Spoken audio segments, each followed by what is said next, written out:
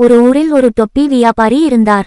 அவர் ஒரு நாள் பல வண்ணத் தொப்பிகளை ஒரு கூடையில் வைத்துக்கொண்டு பக்கத்து ஊருக்கு விற்று வரச் சென்றார். வழியில் மிகவும் களைப்பாக இருந்ததால் ஒரு பெரிய மரத்தடியில் கூடையை வைத்துவிட்டு சற்று நேரம் தூங்கினார். அந்த மரத்தில் நிறைய குரங்குகள் இருந்தன. வியாபாரி தூங்குவதைக் கண்ட குரங்குகள் கீழே இறங்கி வந்து கூடையிலிருந்த எல்லா தொப்பிகளையும் எடுத்து தங்கள் தலைகளில் மாட்டிக்கொண்டு மீண்டும் மரத்தின் மேல் ஏறிக்கொண்டன. சிறிது நேரம் கழித்து விழித்து பார்த்த வியாபாரிக்கு அதிர்ச்சி. கூடையில் ஒரு தொப்பி கூட இல்லை.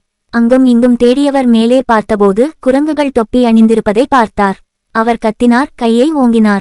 குரங்குகளும் அவரைப் போலவே செய்தன. வியாபாரிக்கு ஒரு யோசனை வந்தது. அவர் தன் தலையில் இருந்த தொப்பியை எடுத்து கீழே எறிந்தார். அதை பார்த்த குரங்குகளும் தங்கள் தலையில் இருந்த தொப்பிகளை அப்படியே கீழே எறிந்தன. வியாபாரி மகிழ்ச்சியுடன் எல்லா தொப்பிகளையும் சேகரித்துக் கொண்டு கிளம்பினார்.